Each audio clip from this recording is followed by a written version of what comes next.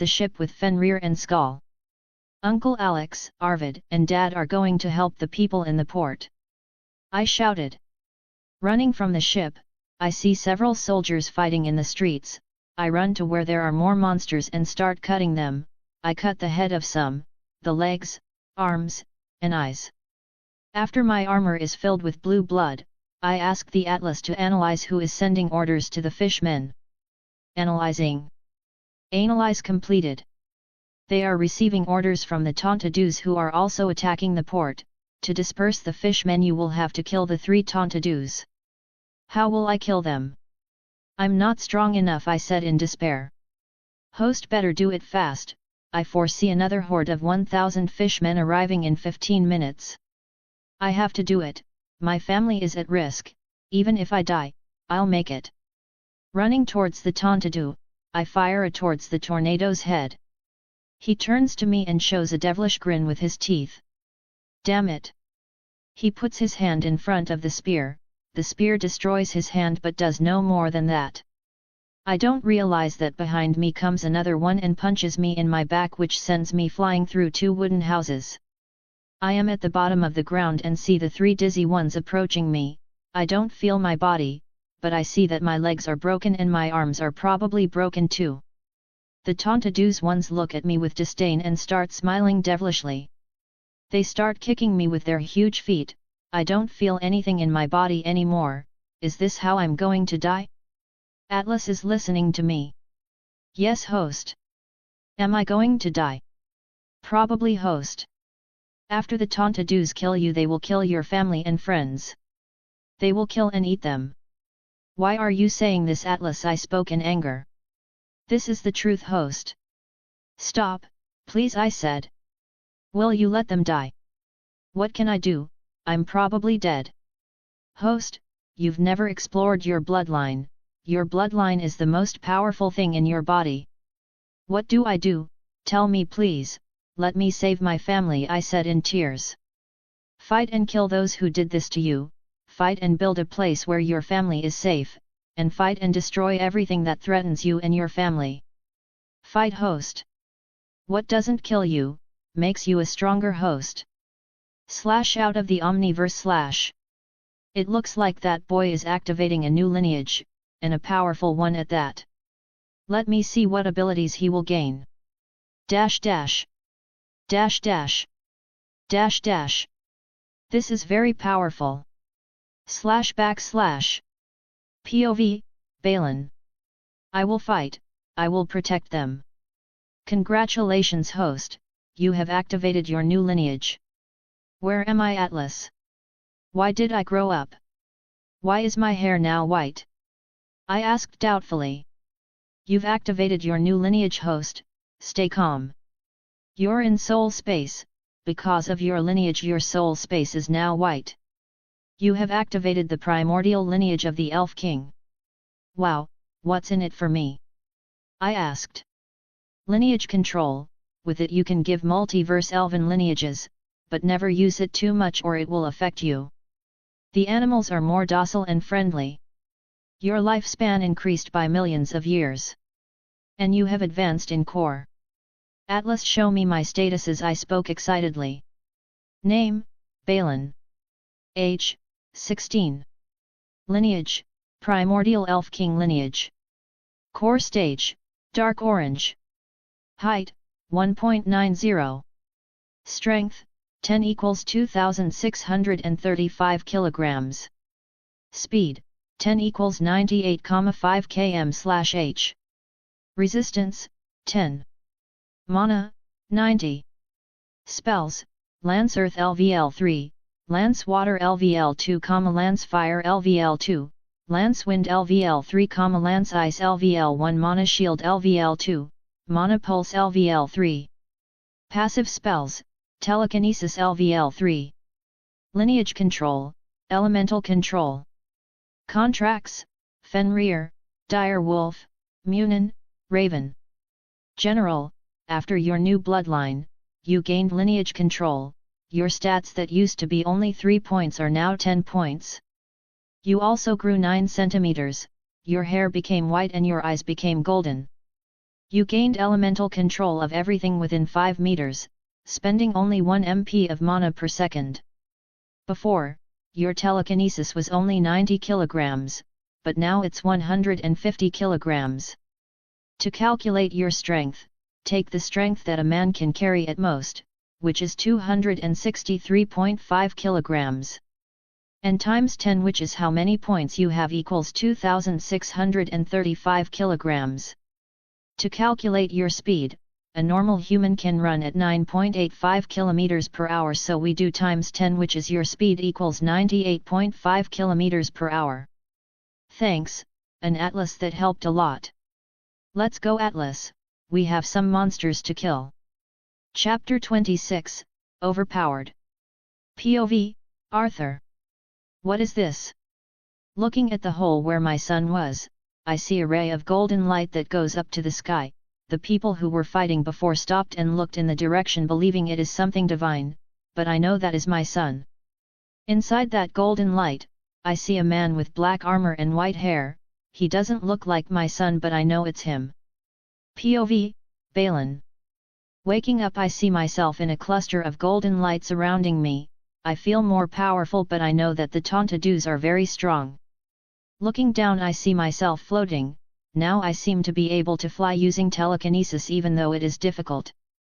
Floating down to the ground, I pick up my fallen sword, and go to the 3 Tontadoos who are looking at me with enthusiasm and excitement.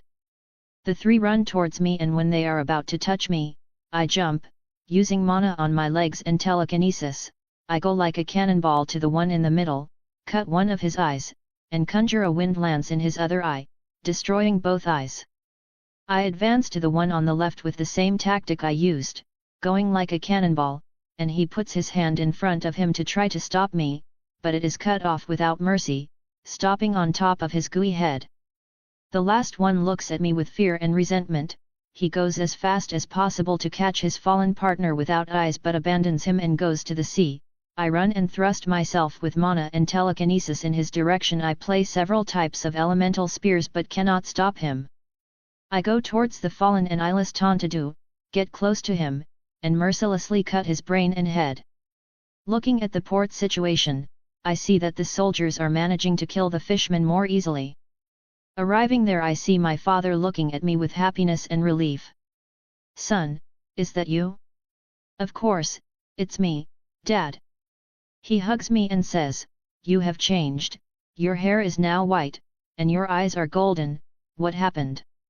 "Then I'll explain to you and everyone else." "Arvid, come here." Arvid comes to me with adoration and respect on his face, and I speak, "Let's get out of the harbor as fast as possible. We've drawn too much attention." "Yes, sir, I'll prepare to get us out as fast as possible." Entering the part of the cabins, I go to the room where Mom is with Sophie. I hope the 2 don't get scared when they see me. Arriving at the room, I knock on the door and enter, and see the 2 sitting looking at me. At first they try to find out who it is, but soon they know it's me.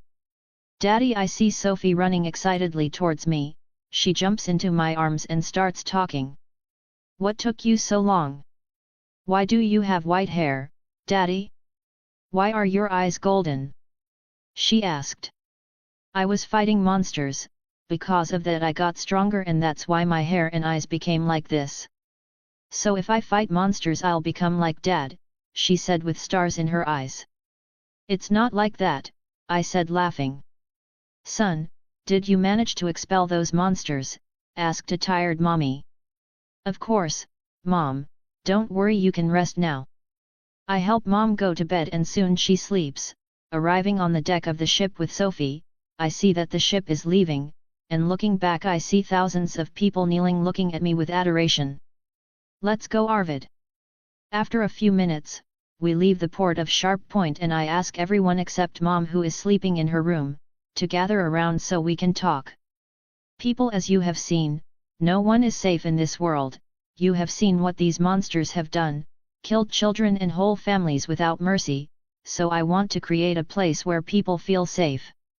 "Sir, how are we going to do this?" asked Arvid. "We will start on Summer Island, which will take tens or even hundreds of years to complete. We need strong people trained for this, so I'll give you lineages. You don't have to worry about lifespan, just get stronger to protect this place. What are the Balin bloodlines? Asked Brandon. Lineages are something that is passed from generation to generation. In this case, the lineage that I will give you gives you more intelligence, strength, magical talent, and useful life, and you will no longer be human. We'll start the process in a week. Father, accompany me to my room with Sophie. Arriving at my room, I put Sophie to sleep. After a few minutes on her side she slept. I begin to talk to my father about everything that happened.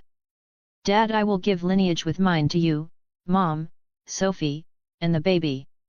Son, is this safe? Yes, Father, rest assured. I will give a lineage similar to mine, to our family. When Dad leaves the room, I start to take off my clothes and get into the shower, cleaning my body of all the dirt, blood, and sweat. I notice that I've grown taller and more beautiful, my eyes practically emit a golden color, and in the dark, my eyes glow golden. Lying on the bed I speak in my mind, Chip, tell me the bloodlines I can give my family. Analyzing and searching. Galadrin, golden elves, golden eyes, hair in golden white variations, mostly considered royal elven family. Lifespan, 8,000 years. Hodin, wise elves, hair in light shades, shrew eyes, more slender than usual. Lifespan, 6,000 years. Tellurian, green elves, hair in nature colors, oscillating mainly in brown and green varieties, eyes in dark shades. 5,000 years. Lunarian, mystic elves, multicolored hair, deep or vivid eyes, the skin has some mystic marks. Lifespan, 5,000 years. Cyrodinan, wild elves, more robust than usual, dark hair, kept disheveled, erect, or in rustic braids. Lifespan, 4,000 years. Lithyrene, mestizo, or common, elves, of uncertain lineage, these are the elves that usually live in any society. General characteristics. Lifespan, 4,000 years. High elves, they have the same height as a human, with white skin, and usually light to light brown hair. Their eyes are almond-shaped, and it is usually possible to find high elves with green or blue eyes. Lifespan, 6,000 years. Forest elf, they care about nature and have a greater attachment to it, like animals and plants. Lifespan, 4,000 years. Just that, Chip. You only have access to that.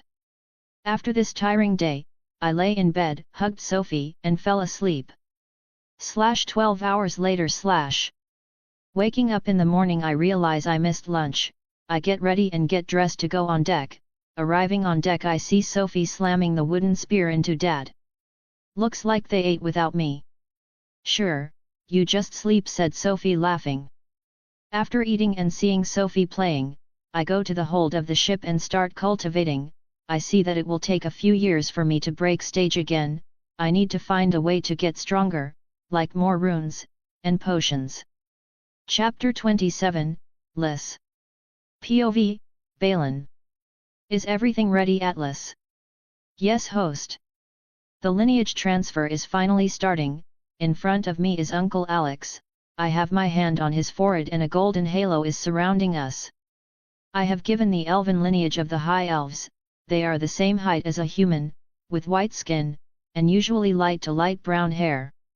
Their eyes are almond-shaped, and you can usually find tall elves with green or blue eyes. Lifespan, 6,000 years. He stands up and almost nothing changes, only his eyes have turned blue, his physical form has increased and his strength has skyrocketed, his core has broken through to red. 5 hours later. After giving the high elf bloodline to Aunt Maria, Uncle Alex, Brandon, and Arvid, the time has come to give my family a bloodline. I will give the Galadrin, golden elves, golden eyes, hair in golden white variations, mostly considered a royal elven family. Lifespan, 8,000 years. She is the closest to my lineage. I start with Sophie and speak. Are you ready, my princess? Yes, Daddy, promise it won't hurt. Of course, stay calm. I place my hand on her head and her body begins to transform. Before her hair was golden, now it's snow white, and her blue eyes are even brighter. I take a mirror and give it to her. I look so beautiful, Daddy, do you like it? Of course, now my princess is the most beautiful child in this world. Chip, what changed after she won the bloodline? The animals have a greater affection for her, her magic talent is second only to yours, and she is already stronger than a normal human. Show me her status. Name, Sophie. Age, 6 years. Core, ///. Height, 137 m. Strength, 1,1. Speed, 0,9. Endurance, 0,9. Mana points, 3. After looking at her status, I call my father to start transferring the same lineage I gave to Sophie. I place my hand on his head and his body begins to transform. His hair, once black, became golden white, his blue eyes became even bluer, his strength soared and he broke through his core, he reached dark orange. Congratulations Dad, you've broken through. Thank you, son, without you, I could never make it. Chip show Dad's status. Name, Arthur. Age 38 years old. Core, dark orange. Strength, 7,5. Speed, 7,6. Stamina, 7,6. Mana points, 70. Spells, Earth Spear LVL 3, Water LVL 2, Fire LVL 1, Wind LVL 3, Mana Pulse LVL 2. Passive spells, Telekinesis LVL 3. Atlas, are you sure it is safe for my mother and the baby? Yes host, do you want me to take over her body so that no inconvenience occurs? Yes, please. Taking control of the body in 3.2.1. After Atlas takes over my body, I feel my body moving and more I can only watch. I see my mother transforming, her hair from red to snow white and her green eyes becoming even more vibrant, and her core has also broken into a dark orange. I begin to feel my body again, and I speak. Mom, you can get up now, it's over. She looks in the mirror and seems to like her new hair. People, come here. Everyone sits down on a chair and we form a circle. No one will ever talk about what happened here, okay? What happened today will never leave the mouths of anyone here. If any empire like the Giskari Empire learns of my power, we will be hunted down and studied. After a few conversations, everyone went to the room to rest. It is already night, and after this transformation, the body will be tired for a few days. Arriving at the room, I tell Sophie to go take a shower and go to bed. These days have sucked my energy, I just want to lie down and sleep. 3 months later. We are arriving in Lis. From afar I can see the harbour and the city of Lis the Lovely. It is one of the most powerful of the cities of Essos, as well as the most beautiful. The land is covered with palm and fruit trees, the surrounding waters are abundant with fish, and the sunset in Lis is considered the most beautiful in the world. The chain of islands known as Stepping Stones lies to the northwest of the city and the disputed lands to the northeast. Lis was founded a few years ago by the Valyrians. Even though it is a new city, it is already huge. The Valyrians are not very powerful yet, but when they become, they will dominate Essos and almost all the known world. I look at Mom and Sophie who are looking at the huge city. I see that Mom's belly is already big. Atlas said that the baby will probably be born in a few days. I have to find a midwife to help Aunt Maria during the birth. Father, Uncle Alex, and Brandon go look for food and water. Aunt Maria go find a midwife. Arvid, Fenrir, and Skal protect the naive. Woof. After Dad taught everyone a few spells, I trust they can now protect themselves. Everyone left in the direction of their missions. I'm going to look for a map and this strange magic I'm feeling in the air. Walking through the city, I realize that there are many houses of pleasure in this city. People look at me with a little fear and at the same time with curiosity. My hair and eyes are not common here. Arriving at a market, I go to a store where I feel a little magic. Entering the store, I see several books, scrolls, ingredients, and a white-haired man sitting at the end of the room. These books are for sale, I ask. Yes, are you Valerian? The man asked. No. Why do you have their hair? Doesn't interest you, are these books for sale? He looks at me with a little anger and says. Yes, they are for sale, they are expensive, can you afford them? He said. Can I take a look at them? Sure, be my guest. Reading some of them, I lose interest, they are runes that I already know how, sharpening, endurance, sharpness. Thank you, I'm leaving. The man is surprised by my answer, he thought I would be surprised by something he had. Walking past the stores, I remember I have to buy more clothes for myself, me and Sophie. Dad said he would buy them for mommy and the baby. Entering the store, the woman is surprised by my appearance, blushing with embarrassment, and she says. What would the noble sir like? I want a 6-year-old girl's clothes, please also get some of my sizes. Yes sir. After a few minutes, she comes back with several kinds of clothes, from pajamas to cold weather clothes. Looking at the clothes, I think about taking them all. Sophie has a few clothes, she will like to have more. I want to take them all. The woman looks at me with astonishment and begins to fold the clothes and arrange them for me to take. I take some clothes that I liked and tell her to put them together. Lord gave 4 gold coins. Giving the coins to the woman, I put the clothes inside the space ring and go towards the ship. Entering the ship, I show the clothes to Sophie, who loves them, and starts hugging me and saying thank you. I look at Fenrir, Skull, and Munin, who are lying in the corner sleeping, and think if I can give them some lineage, because as I am almost immortal I don't want them to die of old age. Atlas, can I give some lineage to the 2 of them? Analyzing. Yes, but the chance of survival is low. I'll think about it. I know that Munin is already old, Fenrir is almost 13 years old, and the lifespan of a giant wolf is only 20 years because they are big, and their bones are getting weak. Chapter 28, Galadriel. POV, Balin. Today finally my sister will be born. Mommy went into labor 20 minutes ago, and Sophie is still too little to understand, but she knows she will have a new friend to play with. I can hear screams from the room. Thank goodness Aunt Maria managed to find a midwife to help with the birth. 3 hours later. Finally, after 3 hours the doors of the room opened, causing a deep relief in us who were waiting. Entering the room, and I see a baby with green eyes and a few white hairs. It was so cute.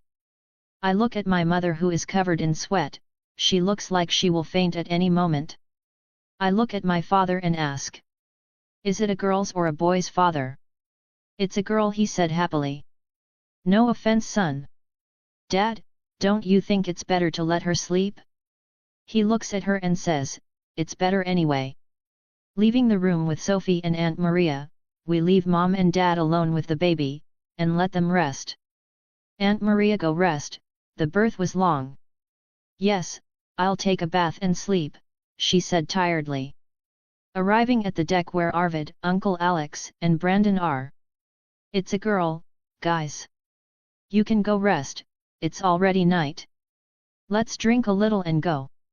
Looking at Sophie, I ask. Sophie wants to go for a walk? Sure, Dad, where are we going? How about going to the city? Yes, we will, Dad. Leaving the ship, I pass the port area and head towards the city center, and remember that this is not a city for children. I deviate from the path and go towards the beach. Arriving at the beach, we see the moon and some fish blooming in the water. Sophie, do you want to fly? Don't you understand, Daddy? I use my telekinesis and we start flying up. I create a shield around Sophie so she doesn't get hurt. Wow! We stop above the city and I speak. You like that, daughter? Yes, Daddy, again. Another day, daughter, let's go back now. Daddy. Let's fly back to ship, okay? Yes, Daddy. Flying as fast as I can to the ship, I land on the deck and see Alex, Arvid, and Brandon amazed at what they saw. "How did you do that?" they asked excitedly. Advancing from the core. The three of them run to the basement where the mana circles are and start cultivating to try to advance, but it will take them a few months or years to learn this. I go to the bedroom with Sophie so we can go to sleep, put on some pajamas, and lie on the bed. "Good night, Daddy." "Good night, Princess." I see that Sophie has slept and says, "Atlas, open my status." Name, Balin. Age, 16. Lineage, Primordial Elf King lineage. Core stage, Dark Orange. Height, 1.90. Strength, 10 equals 2635 kilograms.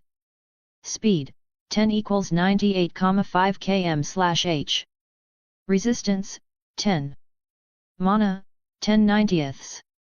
Spells, Lance Earth LVL3, Lance Water LVL2, Lance Fire LVL2, Lance Wind LVL3, Lance Ice LVL1, Mana Shield LVL2, Mana Pulse LVL3. Mana Cut LVL1. Passive spells, Telekinesis LVL3. Lineage Control, Elemental Control. Contracts, Fenrir, Dire Wolf, Munin, Raven. 2 months later. After 2 months since we left the port, Atlas said that Mommy has recovered in her full state. Now she seems to have more life, is happier, and loves to stay with Galadriel. She and Daddy decided that the baby's name would be Galadriel. At first I was scared of the name. How could she know that there is a powerful elf with this name? We are currently in Summer Sea, and probably in a few days we will finally arrive in Summer Island. We are alone now. The map doesn't show anything from Summer Sea on. According to the books and scrolls I read in Winterfell, the seas get violent at night, and monsters come out of the water and eat everything that comes in front of them. I have to create something to protect the ship and my family. Atlas, do you have any ideas? Analyzing. The only thing you can do is write runes on the hull of the ship, write runes of endurance and protection against attacks. I warn everyone about the battle. If it is really as written, we will be attacked by all kinds of monsters. They begin to put on the battle clothes that I had bought for them. All their armor and swords have endurance, sharpness. It starts to get dark and I notice that the sea starts to get violent. The sea that was once calm becomes violent in a few minutes. "Sophie, hide in the room, Skull will protect you. Do not leave the room under any circumstances, okay? Father, let me fight too, I promise I won't be a burden," she says with tearful eyes. "No daughter, go to your room, you are too small for that." "Okay Dad," she says sadly. Looking at Fenrir, I see that he is restless and speaks. "Fenrir, count on you to protect us." Woof. In the sea I see some fishmen coming and speaking. "They are coming, get ready for the fight." The fishermen jump on the ship and start attacking. I take my sword from the sheath and cut the arm of one. He falls to the ground and I put my sword on his head. I begin to kill one by one, cutting throats, arms, and legs, and separating entire bodies. My family does the same, especially my parents, both of whom are 7 times stronger than normal humans. Arvid, Aunt Maria, Uncle Alex, and Brandon have the strength of only 2 to 3 normal humans, but they can still kill the fishmen. I see from afar a dizzy man approaching. He is with the same bloodthirsty smile as the one I killed in Sharp Point Harbor. He thinks it's just a boat of defenseless people, but he's wrong this time. "Guys, I'll take care of that one." They look at Tontadil with pity and say, "Be careful." I start to float and fly like a cannonball over Tontadil. He doesn't have that devilish smile anymore. I use my spell, which is my strongest spell. Tontadil quickly puts his hand in front of him to protect himself. He loses half of his hand but still attacks me. I deflect and go towards his head, and play another 6 PM mana cut, cutting one of his eyes. I create several wind and water spears and throw them in his direction, but the spears are not strong enough to pierce his skin. I fly and use the sword to cut his other eye, and blue blood splashes across the sea, leaving a trail of blue flowers. I fly over the head of the dizzy man and put my sword inside his brain, fly to the boat and see the fishmen begin to disperse, but there are still a few left. I arrive from above and start to cut the rest of them like butterflies and hear in my mind. Monolo. 5/90. After a few minutes of killing the fishmen, the sea finally calms down and the monsters stop coming. After counting how many we killed, the total was 79 fishmen. We began to remove the blood and bones from the runes and threw the bodies into the sea. Going to the room to rest, I find Sophie crying in the corner with Skull licking her to see if she stops crying. "Princess, what happened?" She looks at me with her eyes full of tears and runs to me. "Daddy, why did you take so long?" And starts to cry even more.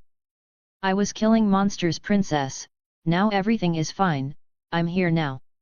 I thought you would go away and leave me." "My daughter, I will never leave you, you are my world," I speak, hugging her. She starts laughing and tells me to go take a shower. I'm sticking with all this blood and seaweed. After taking a shower and putting on some pajamas, I go to bed. Sophie is already sleeping. After crying so much she must be tired. Skull lies down next to Sophie and sleeps too. If everything is to my calculations, we will arrive in 1 week in Summer Island. Chapter 29, Dangerous Island. POV, Balin. Finally, after almost 1 year of travel, we arrived at Summer Island. The island is huge, we still had a lot of work to do, we have to set up camp and get some rest. Every night for a week since we arrived at Summer Sea we have been attacked at night by fishmen, tontadoos, leviathans, and sea roaches. Everyone is tired but we still have a lot of work to do. We are arriving at the beach of the island. I can see several fish swimming, and we are already guaranteed food. "Arvid, stop the ship, let's get going now." Jumping off the ship, I realize that we have to walk from now on to the shore. The ship will run aground if it goes any further. Jumping back on deck, I say, "Guys, put your equipment and tents on the ground along with your clothes. I will put them on the space ring so they don't get wet." Sophie climb in Fenrir. "Let's go, guys." Jumping off the ship, we walked to the coast of the island for a few minutes and finally arrived on dry land. We started celebrating and hugging each other. We finally arrived at our new home. We'll make teams and each one will have a mission. Me, Aunt Maria, Mom, Brandon, Arvid, and Sophie will look for a place with drinking water and set up camp. Dad and Uncle Alex go look for food and animals to eat. Our food will last for only 2 days. Skull and Fenrir follow us and protect Sophie and Galadriel. After talking for a few minutes, we leave for our destinations. Entering the woods with everyone, we go towards the sound of a river. After walking for 40 minutes we arrive at a lake. It is beautiful, but suddenly I feel an energy that I have never felt before. It is a dark and evil energy. Looking back, I see a fat monster with a black roast behind him. His body is covered with goo. He has a metal axe in his hand. His face has a devilish grin, and his teeth are as sharp as knives. "Everyone stay behind me." Going in front of everyone, I try to talk to the being in front of me. "Do you understand my language?" "Kikaika kill kill." He starts laughing maniacally and attacks quickly. I take out my sword and before he can even react I cut his head. Black blood comes out of his body, and the putrid smell spreads through the air. "Guys, we have to find a safe place before the dark of the night, let's go fast." "Son, what was that?" "I don't know, we have to find a safe place fast. I feel like there are a lot more of these monsters." Mom, Galadriel, Sophie, and Aunt Maria go up on Fenrir. Arvid and Brandon go up on Skull. Fenrir no longer has a problem carrying people.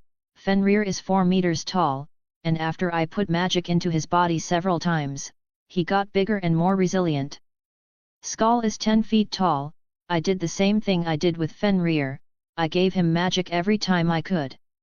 After running for a few hours, we stopped a few times to rest because of Galadriel. We passed by several types of weird monsters. Some monsters we saw had several arms, some had no eyes. From afar I see a huge building. It is inside a mountain, and its walls are easily 70 meters in size. I see a large iron grid preventing the passage of any person who tries to pass. Guys, let's go down. Son, are you sure it's safe? Asked Mom. It's our only choice, we can't risk staying out here. I'll send the signal to Dad. I send several fire lances into the sky, they explode, and hope that Dad and Uncle Alex see the signal. Come on, we have to try to get in. Walking to the big metal gates, I talk to Atlas for some solution. Analyzing. Impossible to break, the runes and metals in the case are too strong for its current magic and power. That sucks. My only alternative is to try to see if anyone can hear me. Please open the gate, we need a place to stay for the night. I hear my echo spread and I begin to hear the sound of gears. The gate begins to rise until everyone can pass. Who let us in? Guys, come on, stay behind me. Passing through the gate, torches begin to catch fire and illuminate the hall. Looking to the sides we see statues of dozens of meters, some are warriors, some are people with books and staffs, and women fighting. Father, here everything is beautiful, right? Yes, my princess, it's beautiful. Passing through the hall of statues, a huge white marble door opens and we are in another room, but this one has a huge table with a dining table that extends for meters. Opening other doors we find huge rooms, we find a hall with a crystal throne, we also find a huge library with several types of books from different areas of magic. All these places were clean but empty. Going through everything again, I am currently in the crystal room with the crystal throne. This room has something different from the others, the mana has a higher density in this room. Something inside me is telling me to try to talk to the room. Hello, is anyone listening to me? You finally spoke to me, Mr. Balin. I hear a male voice that surrounds the entire crystal room. Who am I speaking to? An old man who is already dead. Guys, go to your rooms, I'll go there later. Be careful, son, said Mom. After everyone left the room, the voice continued. My name is Zephyros, I was a mage who protected this world. After protecting and guarding it for thousands of years, I died in the war. My name is Balin, my family and I came up with plans to find a safe place for people to live. You are not a normal person, Balin, why would a level 2 elf mage be in this world? If you don't want to tell me, you don't have to, I'm just a curious old man. I was born this way, my parents were human but I was born an elf, for some reason now I can give elven bloodlines to whoever I want. Ha ha ha ha ha ha ha ha, that's the most hilarious thing I've ever heard. But it's the truth, Mr. Zephyros. The voice that was laughing before turns mute and speaks in a serious voice. Never speak that to anyone again, kid, people would destroy entire universes to have bloodlines and this power that you have. The useful life of an elf is something very important and sought in the universes. The mages are always looking to increase their useful life by utilizing rituals involving blood or even contracts with demonic entities. If they know about you, they would go crazy. I know you have many doubts involving worlds, entities, and runes, but I can't help you with that. The only thing I can give you is security for your family and all that this base has to offer. The only thing I ask of you is that you protect this world with all these forces. I promise, Mr. Zephyros, that I will protect this world with all my strength. I will build a place where people can live without fear. Thank you, Balin, I will place you as the new regent of this base. You will have the access to everything and control everything within it. I will die in peace now, thank you, Balin. Sir, a link in your soul is being created, may I allow it to continue? Yes, let it continue. After only a few seconds, I feel that I am in control of the place. I try to open the doors of the crystal hall and it opens easily. Going to the rooms, I go to the room where I hear several noises. When I get there, I open the door and see Sophie playing with Skull on the bed. My princess, the bed is getting full of Skull's hair. Blame Skull, not me, Dad. Skull, get down from the bed, please. Woof. Sophie, where's Grandma? She's in the next room putting Galadriel to sleep. Play with Skull, I'll go talk to her. Yes, Dad. Walking to the next room,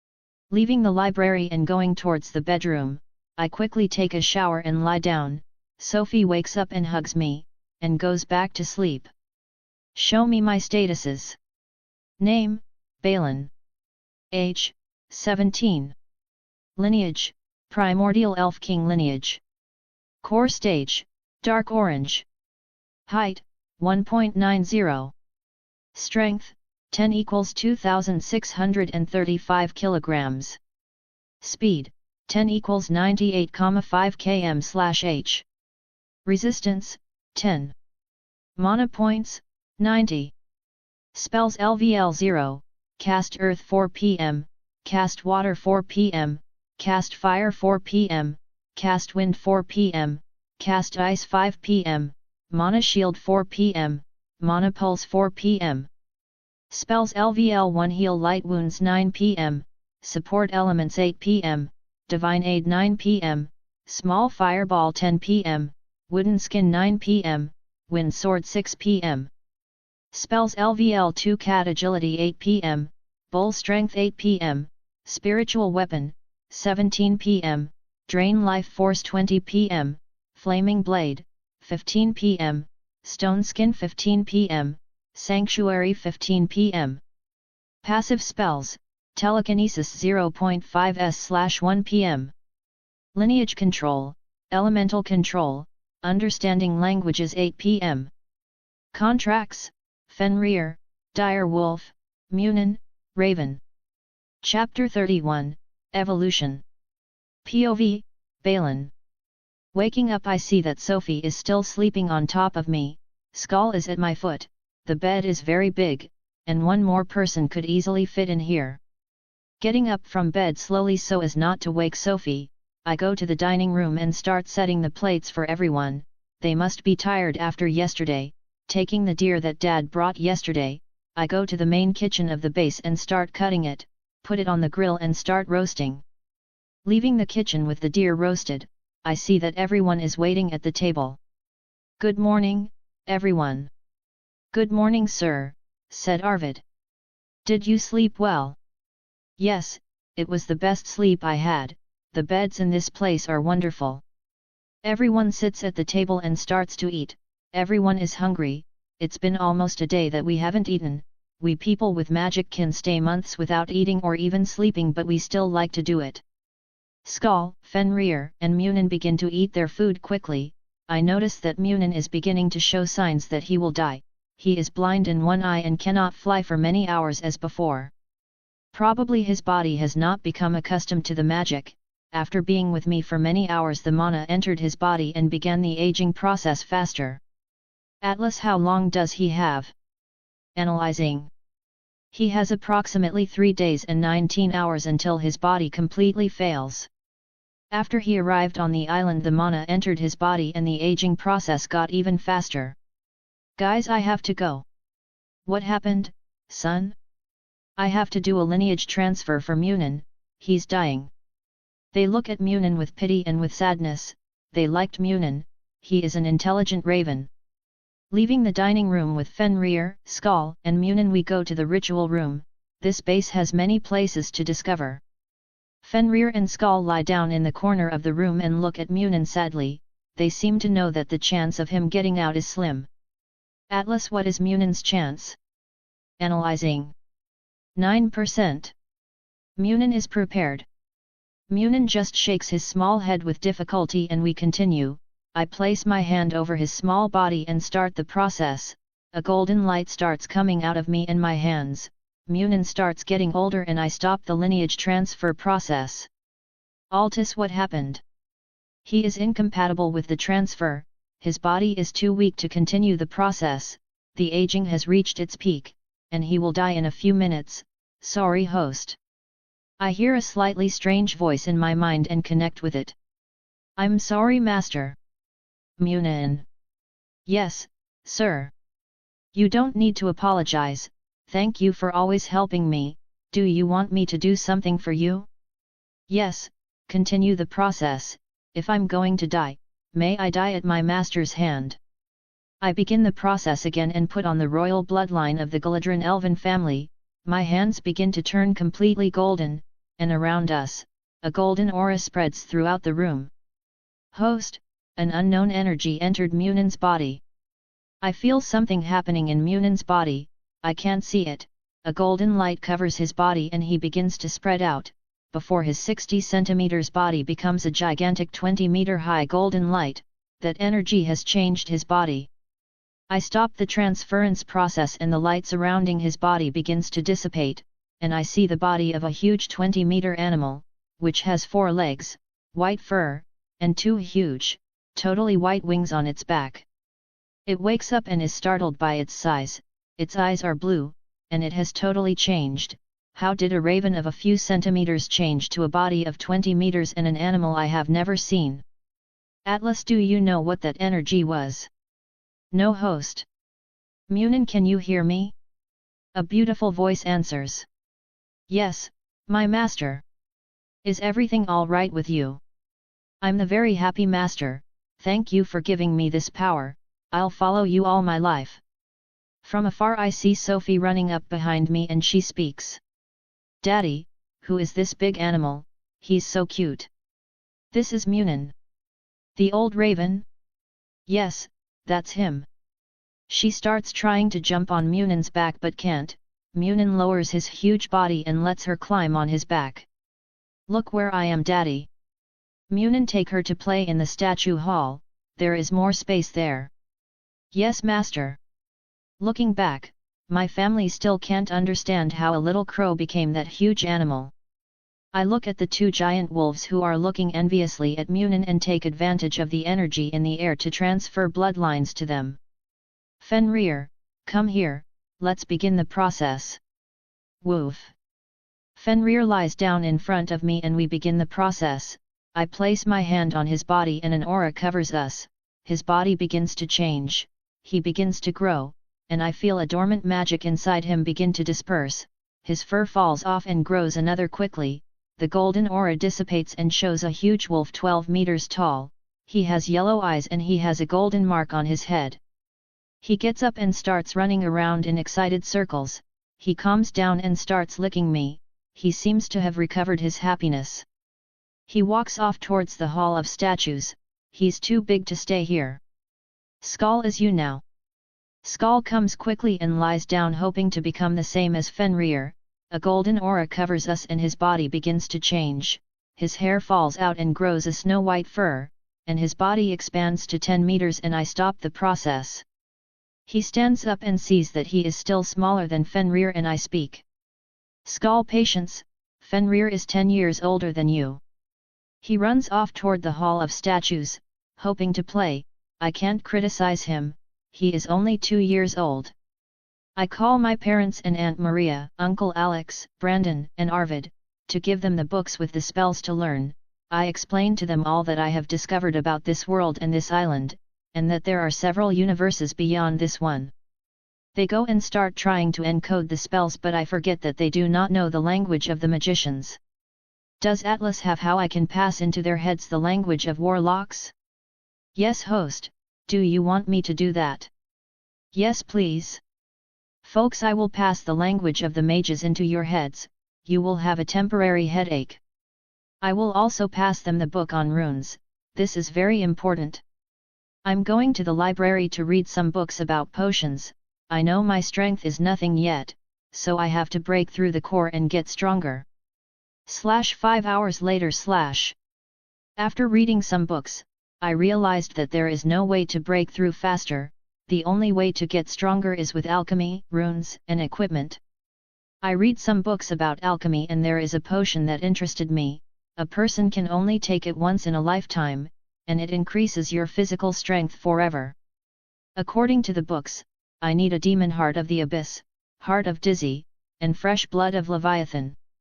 I also read that there is a potion that would increase the core of the person who took it, it would make the person store more mana in the core, can only be taken once in a lifetime, and the ingredients are only the heart of a behemoths.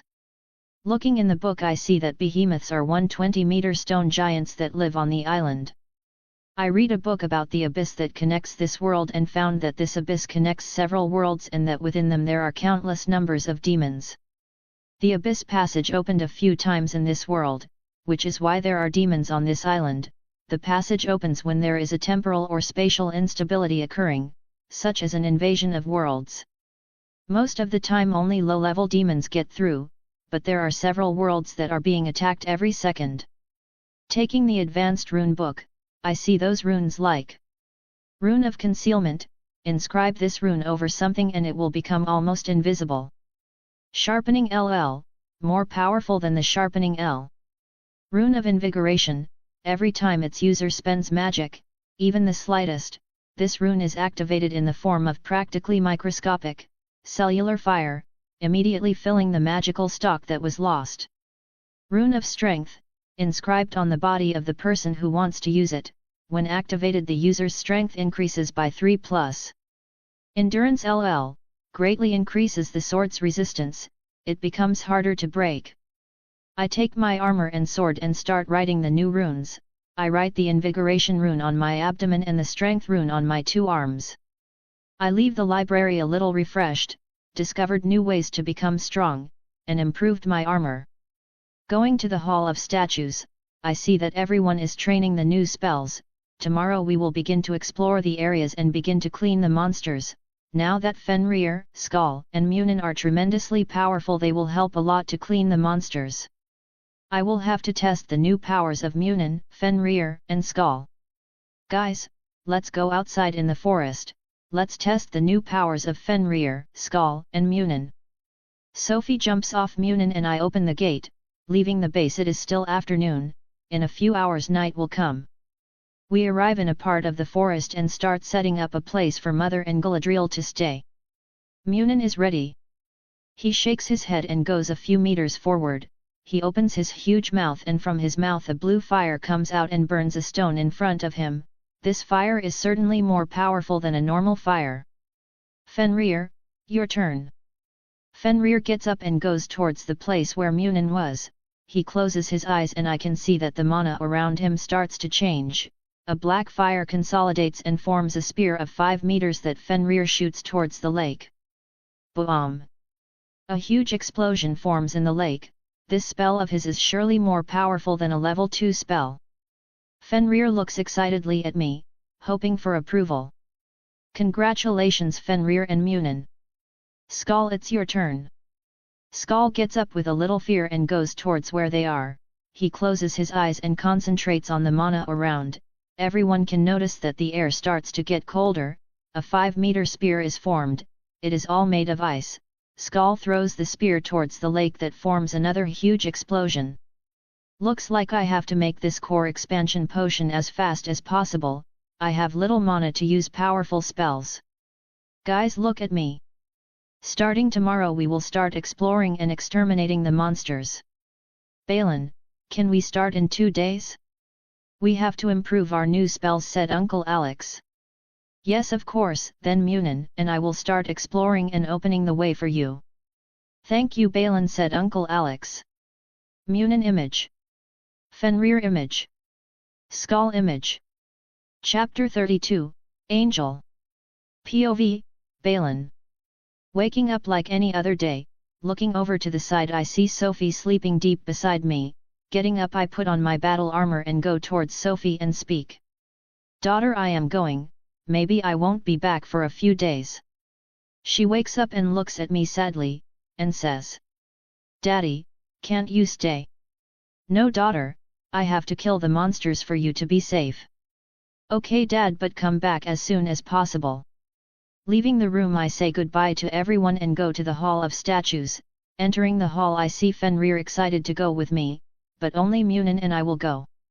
Fenrir, this time you will stay here taking care of everyone. He looks at me sadly and goes back to sleep with Skull. I go towards Munin and jump on him. I open the metal gate of the hall, and Munin flies out like a jet. I close the gate and we go towards where there is more negative mana. Looking down I see a wonderful green forest. I look towards the north where it has the highest concentration of negative mana but only see a large green forest. 1 hour later. Looking at the horizon I think of new spells for my arsenal. I wanted a sword spell that is not so expensive in mana. Atlas creates spells for me to use with the sword, optimize it so it doesn't have a high mana cost. Yes, host. Stipulated time. 1 day. Ruoar. While concentrating on Atlas's words, looking ahead, I see a colossal monster of 120 meters. He is all made of stone. He reminds me a bit of the mammoth of the north. He is Behemoth, the monster mentioned in the book. Using his heart I can brew the potion of increasing the core. Atlas scan the monster and speak the most sensitive and fragile part of his body. Scanning. The most sensitive part of the behemoth is its eyes, but its eyes are as hard as stone. Munin distracts him. I will try to kill him by his eye. I jump to Munin and start to fly using my telekinesis.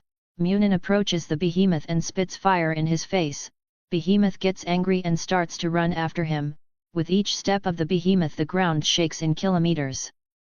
I approach above the sky and go towards the behemoth as fast as I can. I conjure a spiritual weapon. 17 p.m. A 2-meter energy spear appears in my hand and I throw it with all my strength towards the left eye of the behemoth. Roar! Behemoth screams in pain and his crying makes animals for miles around listen and run away. Behemoth falls to the ground with a thud. A cloud of dust spreads and I go to him. Landing on his head, I realize he is still alive and conscious. Behemoth looks at me with hatred and anger. Probably something broke so he is unable to stand up and fight. Host, a telepathic link is being made. Can I connect? Yes. I will kill you. This isn't personal, I just need your heart. You mages don't care about balance. Spare me, mage, and I'll give you something more valuable. What's more valuable than your heart? A wizard's laboratory. Tell me the location and I'll let you go. The wizard's laboratory is north toward the desert of death. Atlas scan his body. Yes, host. What is the desert of death? The desert where demons and evil beings come from at night. Every night hundreds of thousands of demons come from the desert of death to the forest. Thank you for the information. As I had said, it is not personal. Before he can answer, I conjure a 17 p.m. energy spear and throw it into his right eye, killing him quickly. I read in books in the library that behemoths have a metal harder than mithril in their bodies. I also read that they are very vengeful. I could not take those risks. Scanning finished. There is an unknown type of metal in his left leg bones. This metal is 4x harder than mithril. Munin, help me get the metals on his leg. I jump on Munin and we go to the spot on his left leg. I conjure an energy pickaxe and start breaking the behemoth's leg. Munin breaks the leg with his paws. I can see the piece of metal. It is 4 meters in size. I try to pick it up but it is too heavy for me, so I put the metal straight into my space ring.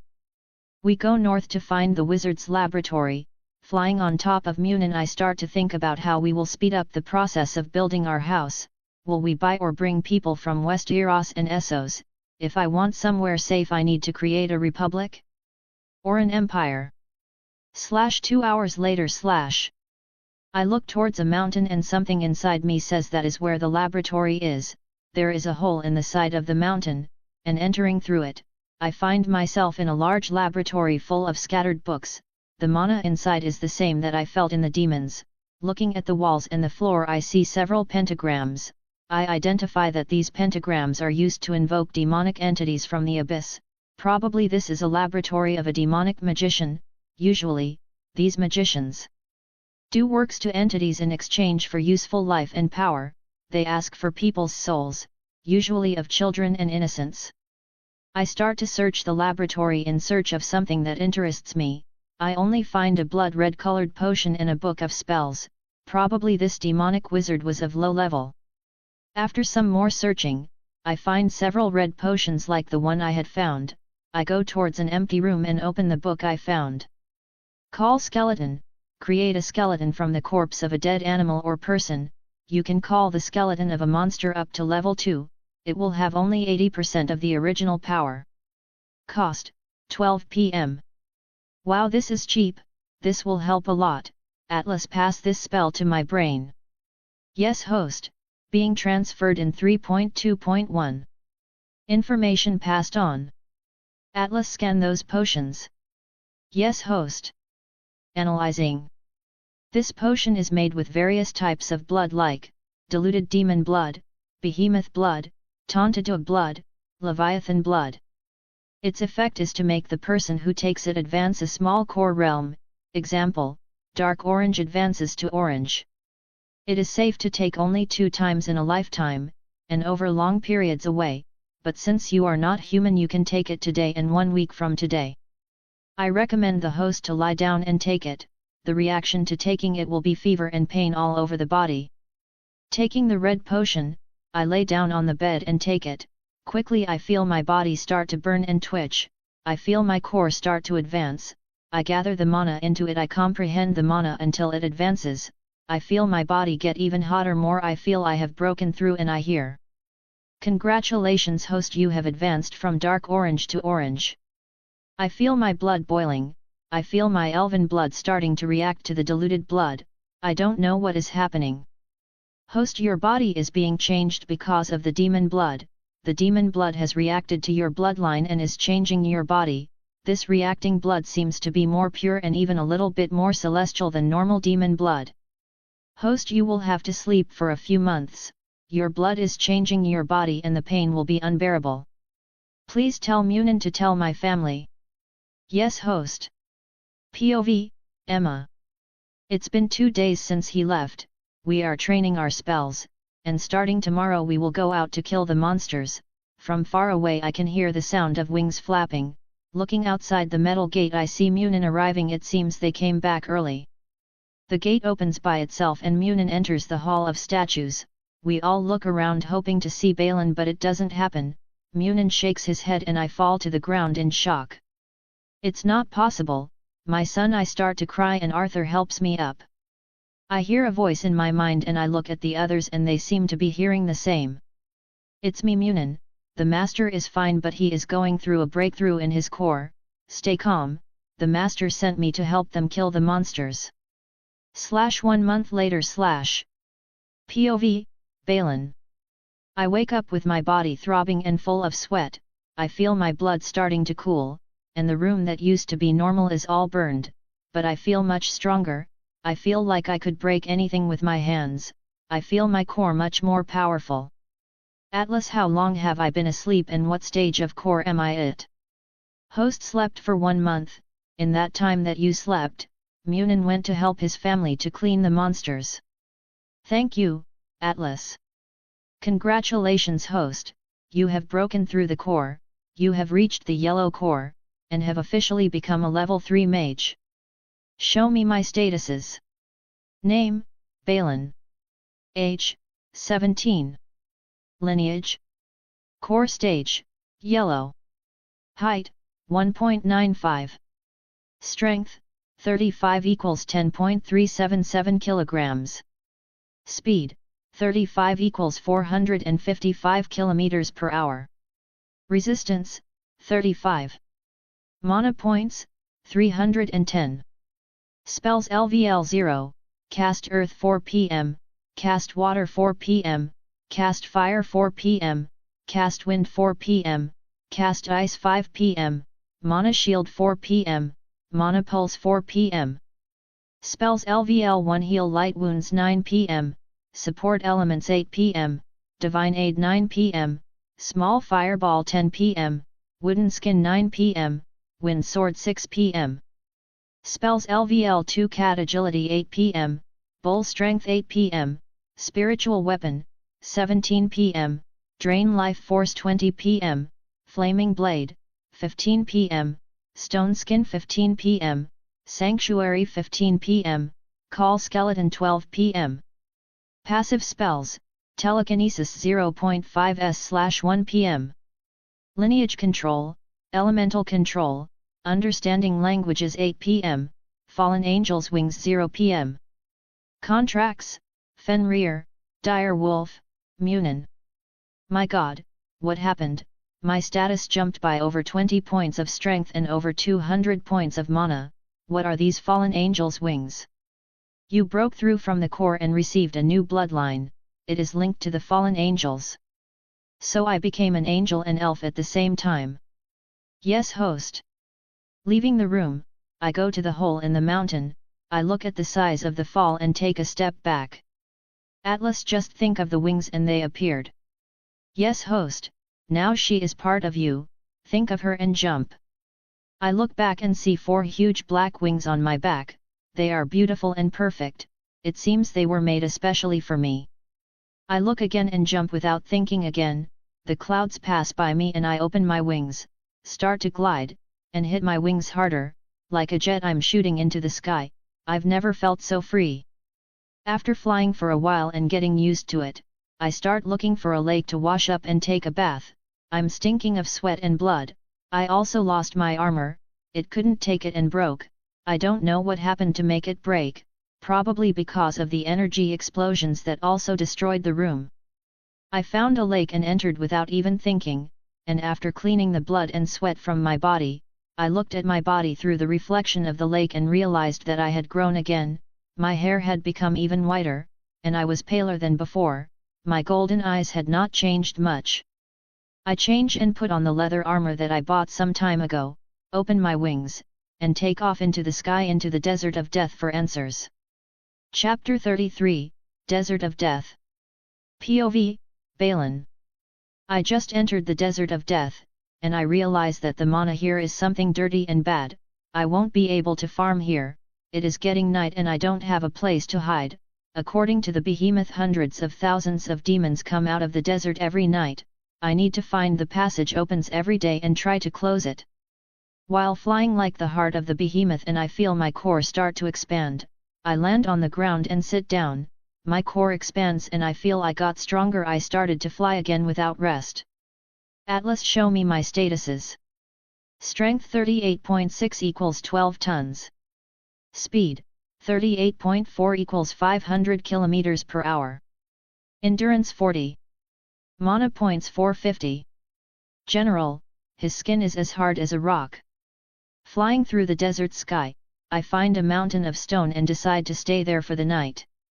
Unlike normal deserts, this desert has various types of stones and buildings on it, it seems that there were civilizations on it, probably destroyed during the invasion of the demons.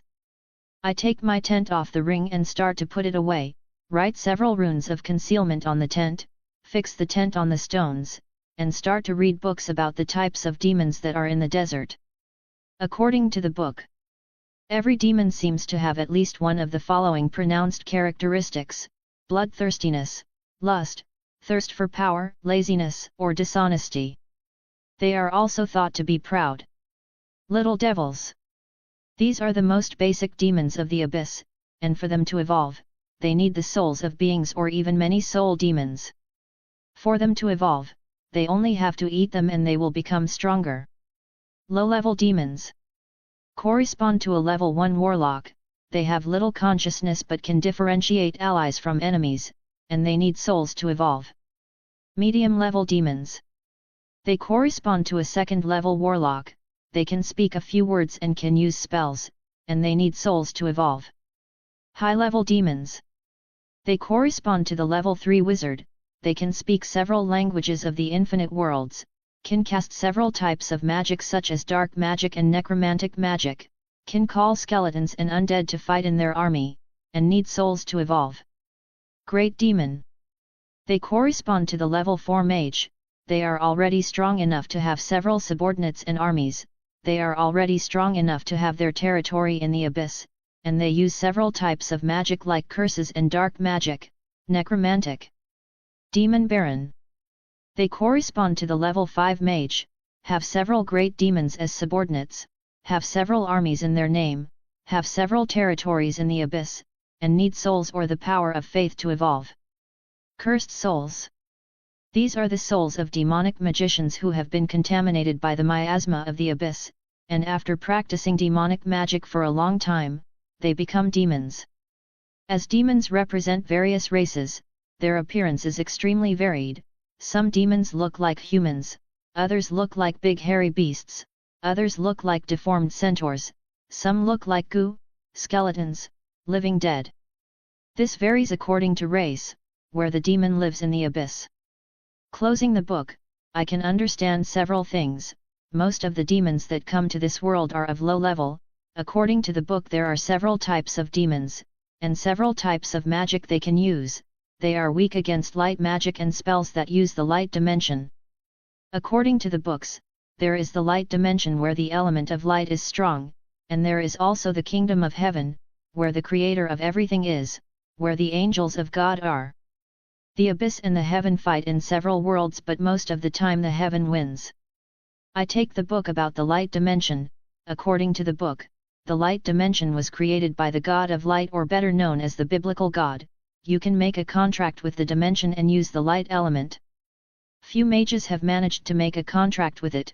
Many mages make contracts with smaller dimensions of light and use its power.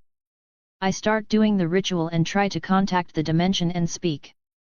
I want to make this contract to have the power to kill demons, protect my family and build my empire. Please give me some of your power. After I spoke these words, I felt a connection being made, felt the power of light begin to enter my body and purify it, and heard in my mind. Host, a sword appeared in his soul. Sword of light, a sword made of the element of light that can kill demons and your enemies. As you advance and become strong, it will evolve with you. You can call it whenever you want. I look at my hand and a sword materializes. It is silver and has gold details all over its body. I send it into my soul and it disappears. I call it and it materializes quickly.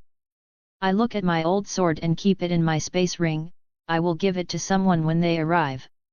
I start to hear several screams and roars, probably the demons. I leave the tent and look towards the north.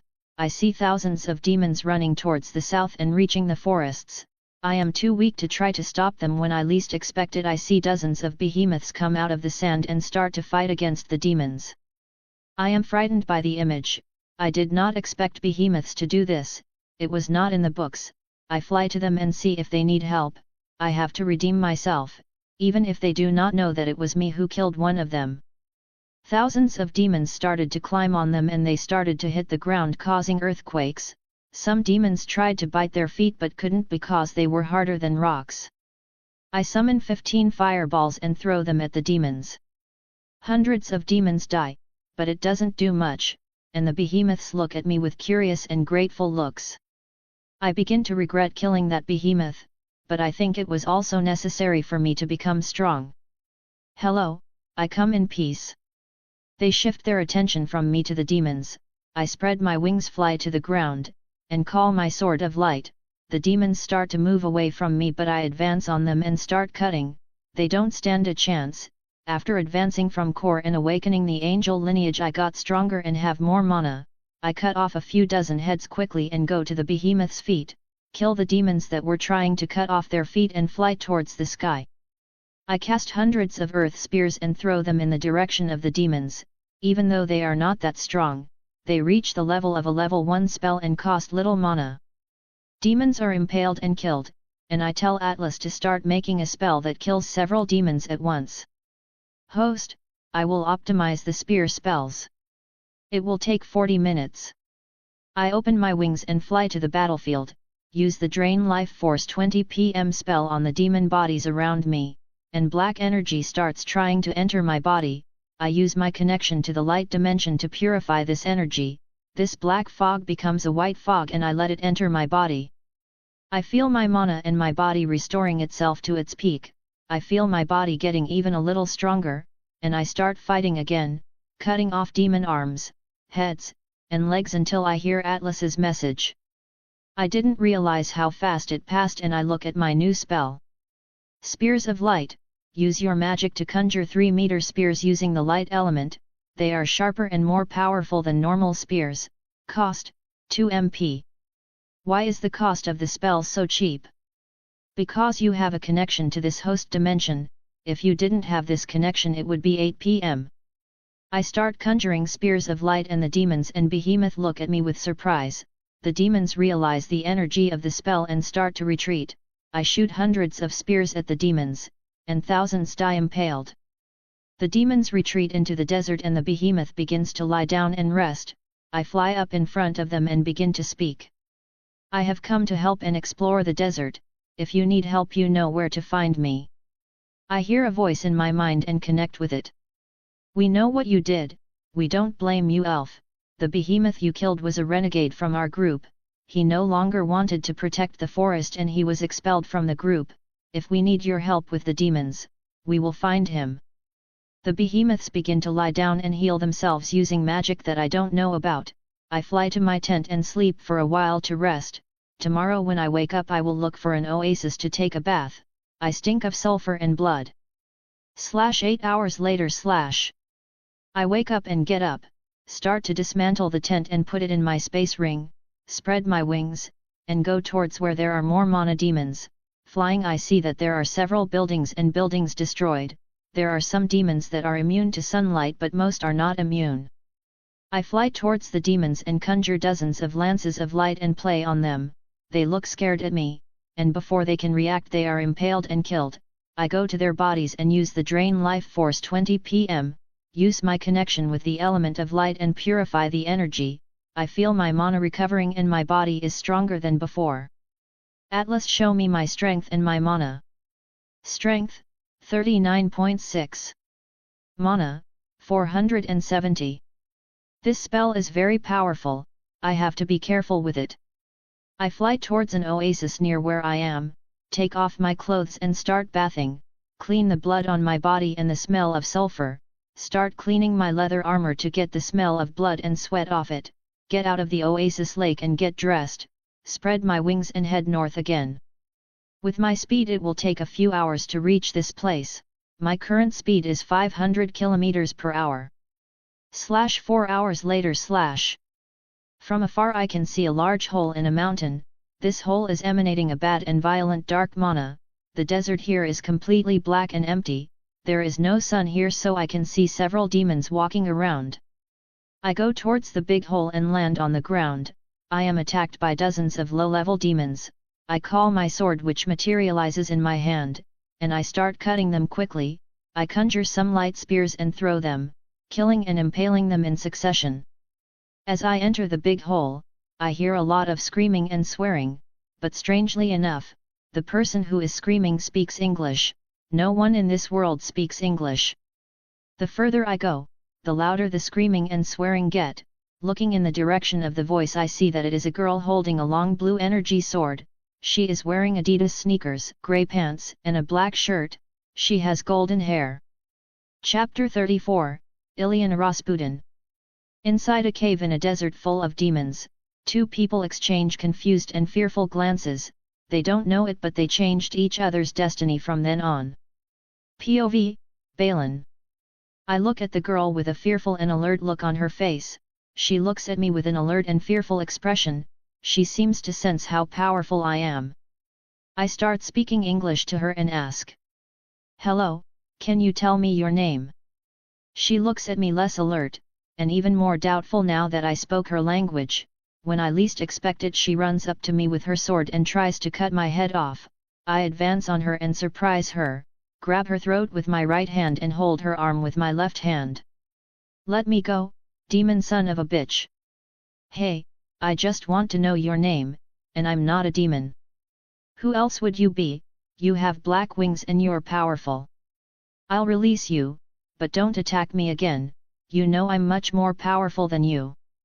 Releasing her throat, she falls to the ground and looks at me with anger and resentment and replies, "I am Ilyana, Demon Lord." She speaks while standing up. I look at her with a bit of surprise. If I remember, the only person I know who has a blue energy sword and that name is Magic, or also known as Ilyana Rasputin, she looks like the actress Anya Taylor-Joy. If I am correct, she is Ilyana from the movie New Mutants.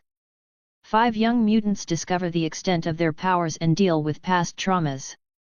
They are kept in a secret institution by Dr. Cecilia Reyes, who promises to control their abilities. "My name is Balin, and I told you I'm not a demon." "This is hell, am I finally dead?" she said, laughing. "No, you didn't die, you're in a world different from yours, and we have to get out of here fast. The mana here will eat away at our bodies and minds if we stay here too long." I take her by the waist and spread my wings toward the exit. "Let me go, you old pervert." Leaving the big hole, I find a mountain and land, put my wings away and let Ilyana go. She falls to the ground again and runs off into the desert. I appear in front of her and speak. "Ilyana, don't make it difficult, I just want to help you. you wouldn't survive one night in this desert alone. The demons came out of their caves at night.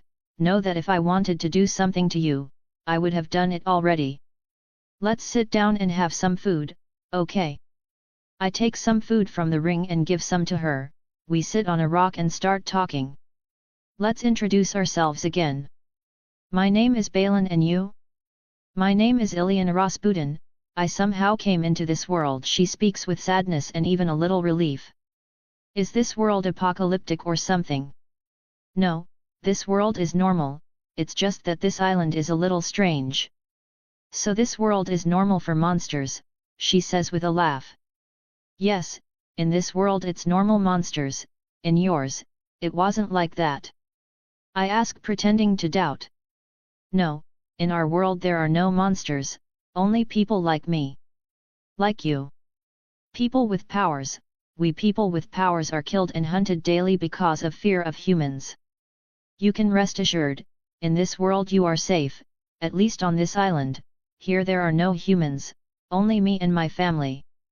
She looks at me with surprise at this last sentence of mine. She probably didn't expect me to have a family. You have a family? I wouldn't expect that from a demon, she says, laughing. I'm an elf. I told you I'm not a demon. She looks at me with surprise again and asks. What elf would have 4 black wings? I just look at her and say, a special elf. Do you have any more questions? How old are you, Mr. Elf? I'm 17 years old. 17 years old.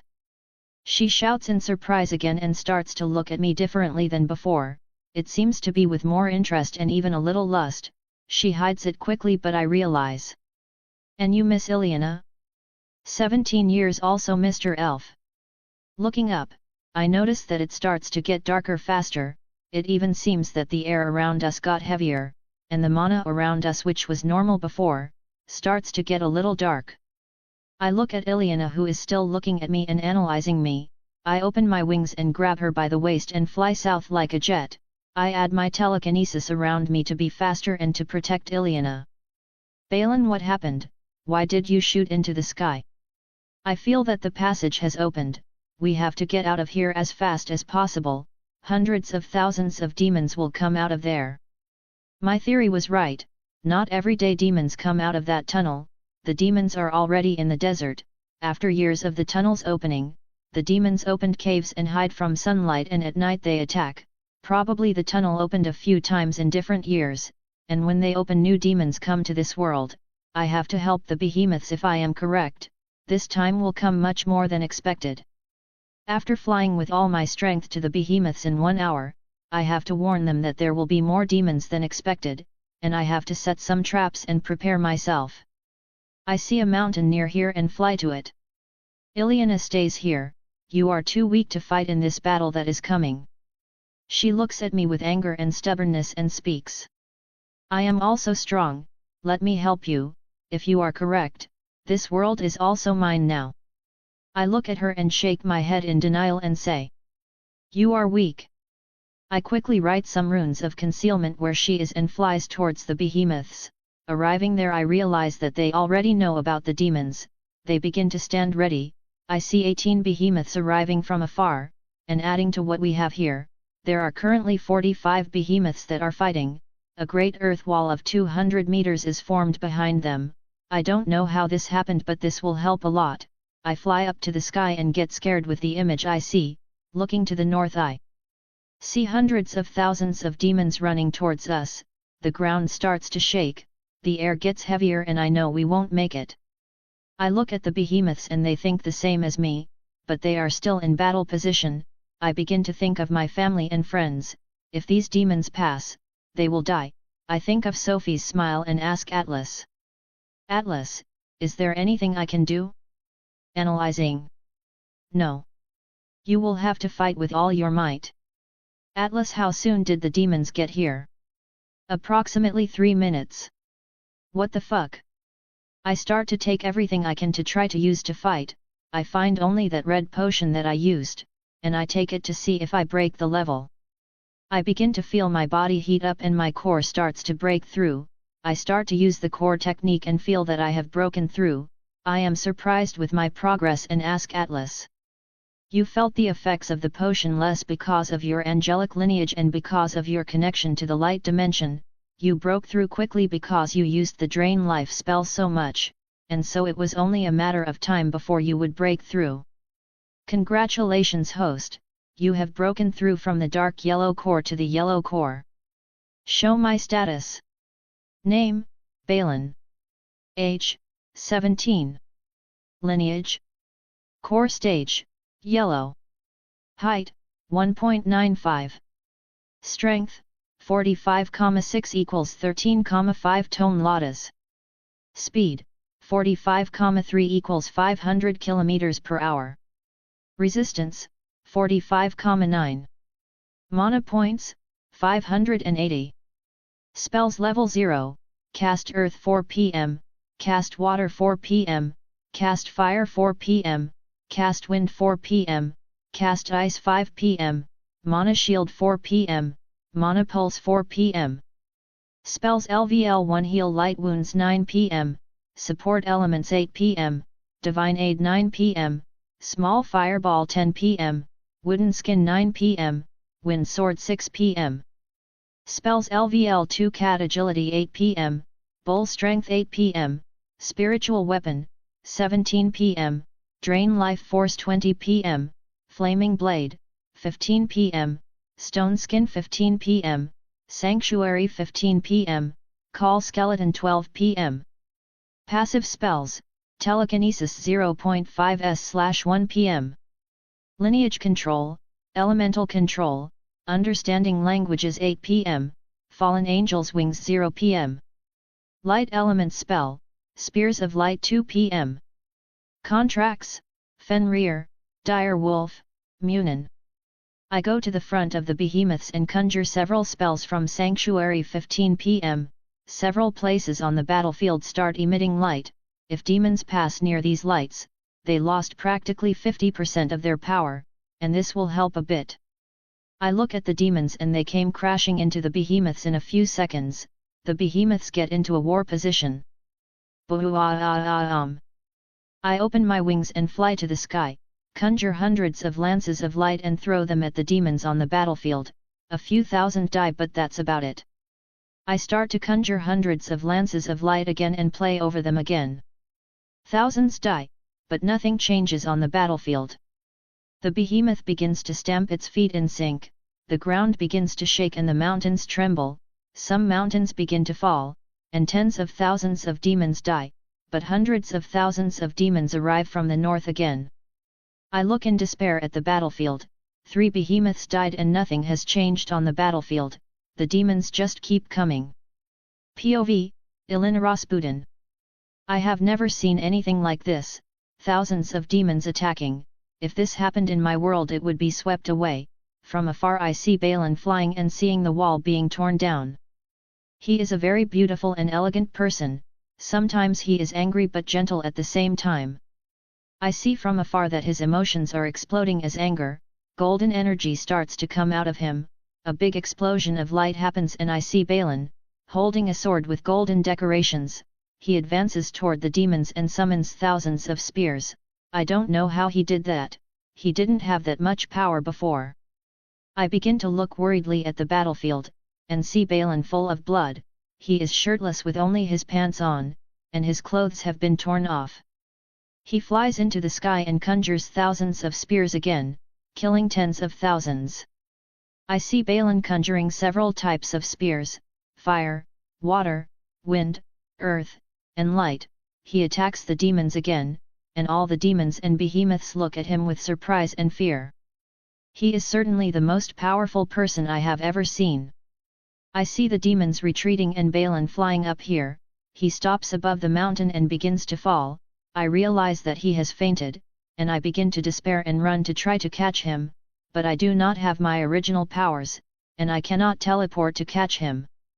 A cloud of dust spreads for dozens of meters, and I run as fast as I can to him. Entering the ground, I see his body full of blood and sweat. I take my coat and cover his body. I look at his body in despair.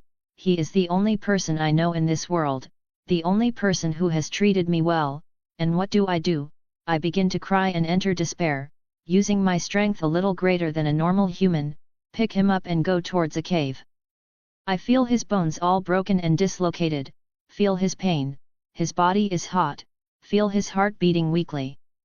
I put him on the cave floor and sit down next to him looking at his beautiful face. I begin to think of possibilities but conclude that there are none. I hug his warm body to try to warm myself. I start to cry again but I can't stop. He is the only person who has treated me well since I was born. The place where I grew up was a village in Russia. My father died before I was born and my mother never cared for me. I was rushed and forced to stay in a school for mutants that was only a place to raise assassins. There no one cared about me and the only people who tried, I pushed them away out of fear. Chapter 35, Coming Home. POV, Balin. My eyes open and I see that I am in a cave. I feel some of my bones broken, my mind and body hurt, and I see that I am without clothes, has only a coat covering my privates. I look to my right side and see Ilyana hugging me. I am a little perplexed by this image, because yesterday she was the boring and carefree girl, but now I see that her eyes are swollen from crying a lot and I am even more perplexed. It's time for the princess to wake up, I speak into her ears. She wakes up and sees the situation she is in. She gets up quickly and pretends nothing happened. You slept well on top of my broken bones.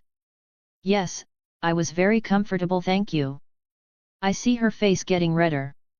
I take the smaller healing potion from my space ring and take the potion. I feel my bones coming back in their places and feel my pain going away. I get up and don't realize that the clothes that were covering me fall off and show everything to Ilyana. Stay calm, I've seen everything I need to see, she says laughing. That's great. I take an outfit from my space ring and get dressed and ask, are we leaving? Yes, Mr. Elf. Call me Balin, it's weird, Sir Elf. I leave the cave together with Ilyana. She hugs me and I open my wings and take off into the sky. In a few minutes we pass through the huge wall of earth and enter the forest area. Wow, it's so beautiful, why didn't you tell me it was so beautiful? I told you, you didn't believe me. Tell me about yourself, Balin. I look at her and wonder if I should tell her, but decided I'd better, she'll be with us for a while. My family and I came to this island with the desire for a safe and peaceful place to live our long lives. But this island is more dangerous than we thought, so my family and I will build a safe place for people to die. My family and I have traversed the world to get here. Wow, what a beautiful story. Number and you, Ilyana? I have many friends, I also have a great family, she speaks with pride. That's great. Balin, how are you so powerful? I've been training since I was 5 years old, I'm also a mage. A wizard? As in the fantasy story? Yes, but to use magic, you have to have a core to store mana. Can you teach me? I can do anything you want if you teach me. Whatever I want, Mr. Ilyana. She starts to turn red and just shakes her head in affirmation. After flying for a few hours I see an earth wall of 10 meters surrounding the mountain base. I see that the metal gate of the base is open, and from far away I can see everyone running to me. I also see Sophie on top of Skull crying and running to me. I put Ilyana on the ground and run to Sophie. Sophie jumps from Skull to me and starts crying. Daddy, why did you take so long? Calm down, my princess, I just got here, I promise I won't be away for so long without warning. She tries to speak but can't, her face is full of phlegm and tears. I pick her up and put her in my lap, she hugs me and I go towards my parents. My son, it's good that you have arrived. Sophie couldn't stop crying, she is very attached to you. I begin to hug everyone, hug my father, mother, Galadriel, Alex, Maria, Brandon and Arvid, and talk about what happened in these months, about my trip to the laboratory, killing a behemoth, the trip to the desert of death, and the great battle that took place in the desert. So that's why the island shook, said father. Yes, that battle is something I will never forget. I also met Ilyana, she is a person from another world. I look at Ilyana and she is looking directly at Sophie, it seems that she doesn't expect me to have a daughter. POV, Ilyana Rasputin. He has a daughter. A child. Does he already have a wife? A girlfriend? He was too perfect to be true, I think sadly. He begins to introduce me to his family. I have to give good impressions. Hello, I'm Ilyana, nice to meet you, I speak and give a slight length. They don't seem to understand, and I remember that I am in a different world and that they don't speak English. I see that Balin has also forgotten this problem. I see that he thinks a little and comes towards me. He puts his hand on my head and I start to receive information in the language of this world. My head hurts for a few seconds, but I feel that I can already speak the language of this world. Hello, my name is Ilyana, nice to meet you. This is your new girlfriend Balin, that's great. At your age I've been dating your father for years. I see Balin turning a little red. I'll use that to anger him. No, Mom, she won't be my girlfriend. For some reason, those words hurt my heart. Ilyana, come with me, let me introduce you to my family. I follow Balin and he begins to introduce his family. This is my mother, she is a sweet person with a good heart. I also have a sister, that's the baby on her lap. He shows me a beautiful woman with snow white hair. She's wearing silver armor that makes her even more beautiful. This is my father, he likes to fight monsters and fight. He shows me a white-haired man who looks about 30, he's as handsome as his wife. This is Uncle Alex, Aunt Maria, and Brandon his son. He says that they are friends of his parents, and they come from the same village where he was born. This is Arvid, he came with us after we stole a ship. He shows me an old man, but he still seems to be at full energy, and he's carrying a 500-kilogram stone like paper. And this girl on my lap is my daughter, I saved her a year ago from pirates. Say hello, Sophie. I let out a sigh of relief. Sophie starts to stare at me and she speaks. Are you my new mother? Yes, Sophie, I'm your new mother. Balin opens his eyes in surprise and disapproval. POV, Balin. Come with me, I will show you the base. Entering the Hall of Statues, I show Fenrir, Skull, and Munin. She shouts and says. You have a giant wolf and a dragon, what a fuck. Yes, let's continue. I show her the dining room, and throne room, and go to the bedrooms. This is my room, if you have any questions or want something just come here and ask. I put Sophie to sleep and go towards the next empty room. Entering the room, I show her the bathtub and how it works. When I go to leave the room, Ilyana closes the door and speaks. Where do you think you are going, my little birdie? POV, Ilyana Rasputin. I will annoy him a little bit and let him go when I least expect it. He holds my throat and kisses me. He starts kissing my face and my throat, and I speak. Hey, what are you doing? I speak stuttering and with a red face. He looks at me lustfully and speaks. Isn't this what you wanted, Ilyana? He starts kissing me more aggressively and he throws me on the bed. He starts tearing my clothes off. He takes off his shirt and shows his abdomen sculpted by gods. I will not write scenes 18+, imagine it yourself. POV Balin. I wake up and it's already night. I look at my arm and see Ilyana sleeping on top of my arm. I do not know what happened, I could not control myself. I come close to Ilyana and speak in her ears. Ilyana, wake up, we need to talk. She wakes up and looks at me, she begins to remember what happened earlier and turns red, and I speak. Ilyana, we need to talk about our relationship from today on. I know that you want to go back to your world and your family. If you are going to do that, I think we shouldn't have a relationship. She looks at me and her eyes fill with tears, and she starts to cry, and I despair because I don't know what happened. What happened, Ilyana? You can tell me. I lied to you. I have no family or friends, I never had any. I was born into a poor family in a poor villa. My father died before I was born. My mother never gave me any attention as a child. I was forced to stay in a school to be trained as an assassin. All the people who tried to make friends with me, I chased them away for fear of being abandoned again. Please, Balin, don't abandon me too. I pick her up and start hugging her and speak. You don't have to worry now, you have me and my family, you don't have to go back to your world. Thank you. She hugs me and kisses me, I kiss her again and we go back to sleep. Chapter 36, Immortal Empire. POV, Balin. Waking up, I look to the other side of the bed and see Ilyana sleeping. I get up from the bed and go towards the bathroom to take a shower. Getting out of the shower, I see that Ilyana is already awake. She is sitting on the bed and looking at me, and she says, "And now Balin, what do we do? Now we will eat breakfast and then we will clean the area around the base." You know I'm not talking about that. I look at her and sigh.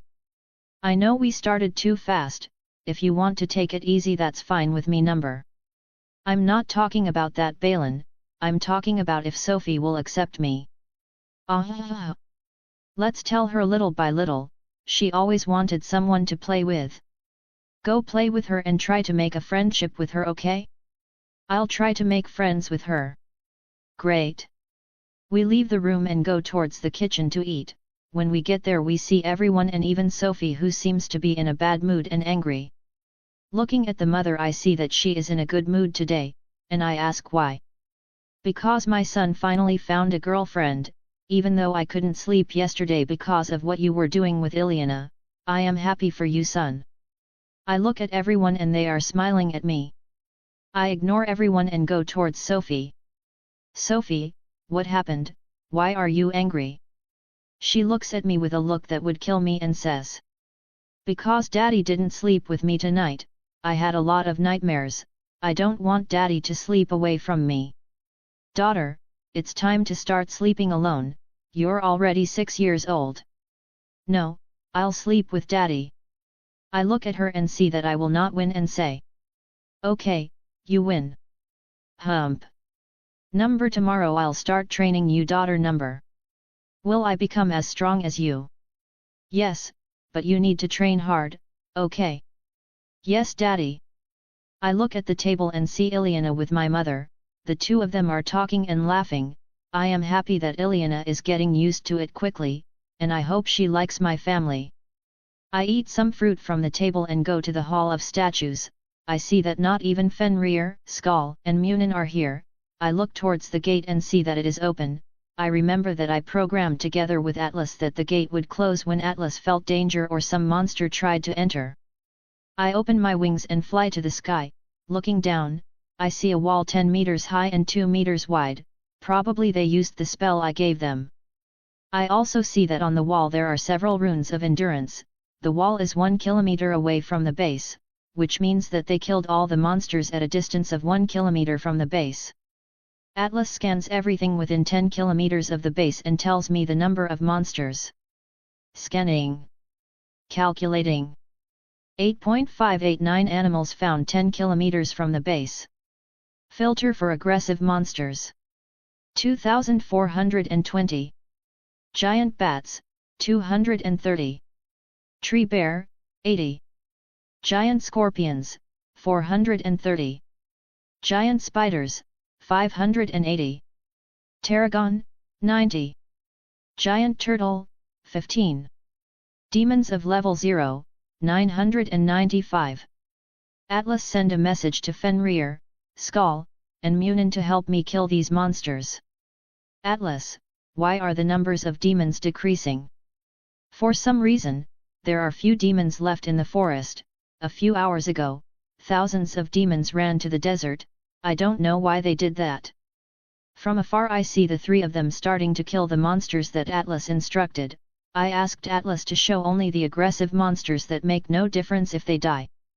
I shoot hundreds of light lances in the direction of the targets. Compared to the battle in the desert, this is practically nothing. After a few hours of the killing, I begin to collect the bodies of valuable animals, and only turtle shells are valuable. These shells are as hard as mithril and are still mana-conserving. I collect only the meat from the bears and go to the base. Fenrir, Skal and Munin are helping me to take everything to the base. Arriving at the base, I see everyone coming towards me to help me take everything inside. When everyone passes, including Fenrir, Skal and Munin, I close the base gate and go towards the item room to store everything. This place is big enough to store everything. Going to the dining room, I see Ilyana and Sophie fighting. Sophie is with her wooden spear and Ilyana is with the small iron spear. Hey guys, what are you doing? Sophie looks at me with a proud look and speaks. I'm beating Ilyana, she lost every time to me. I look at Ilyana and she winks at me and smiles. That's great daughter, now it's time to take a bath. Okay. I see Sophie going to her room and ask. Did you manage to make friends with Sophie? Yes, she is very close with people she doesn't know, but little by little I managed to make a little friendship with her. That's great, come on let's go to the meeting of the day. Are you sure I should go? Sure, come on. Arriving at the crystal room, I see that everyone has arrived and we start talking. Today I released 10 km of land near the base, tomorrow we will begin to make the walls. I estimate that it will take 2 months to complete the wall and the rune inscriptions on it. I also want to propose the beginning of our empire. Empire? Brandon asks in doubt. Yes, our empire, I want to build an empire more powerful than the Giskari Empire. The atmosphere in the room becomes tense and even a little heavy and my mother says. So let's do it, let's build the most powerful empire this world has ever seen. Who agrees? She asks. Everyone raises his hand and Brandon asks. Who will be the emperor? Asked Brandon. They all look towards me and speak. All agree that the emperor will be Balin. Yes. Wait, are you serious? Son, who else would it be? You are powerful, handsome, intelligent, calm, and care about people. Without you none of us would ever imagine this world we live in where we can meet fireballs, huge walls, and fly. What will be the name of the empire? Everyone starts to think and reflect until Arvid speaks. Elven Empire? Everyone seems to like the name but Ilyana speaks. Immortal Empire. Let's vote, who is in favor of the name Immortal Empire? Everyone raises their hands in favor of the Immortal Empire. Now, where will we find people who are willing to come to the island? Let's go to the mainland of Essos and find these people. We can bring men, women, and children. We will promise a new life of peace and security for your children. We only ask that they come to the island and give their loyalty to the empire I speak. What do you think? Everyone approves of this idea and let's start making plans and missions. We will finish the wall and the rune inscriptions on it and in 2 months when we finish we will go to Essos to bring these people. Everyone in agreement? Yes. Chapter 37, Soldiers of Light. POV, Balin. After 4 long months, the wall is done. During the wall process we increased the size from 10 meters high to 30 meters high, and we realized that some monsters can climb and jump. We also inscribed lightning runes on the wall. If an animal tries to climb it will get a shock. During these months I taught the mana technique to Sophie and Ilyana. They both learned fast, and probably in a month, they finished their black core. I decided that I will not give the bloodline to Ilyana, I will give the elven bloodline to her when she reaches the light red stage. I also explained to her how this world worked, and told her about Westeros, Essos, Valeria, monsters, and other worlds. I am in the library making the space rings and have also learned about runes of time and space and how difficult they are to manipulate. I am finishing the 9th space ring and I will give it to everyone in the base, even Sophie who is a child, but I did not make it for Galadriel who is a baby. Galadriel likes to eat and sleep, she likes to fly in Munin, and walk in Skull. The relationship between Sophie and Ilyana is already very good, and it seems that Sophie has already realized that Ilyana will be her mother. During these months, the behemoths contacted me and told me about the strange actions of the demons in the desert, who seem to be fighting against another race and seem to be losing. The behemoths said that this other race came out of the same black hole that the demons came out of, and started to set up a city in the desert. They said that this race is large, has a green body, has long teeth, rides on wolves, and likes to fight. Looking in the Bible, I saw that according to these specifications, they are called orcs, a race of warriors and magicians, considered a high-level civilization,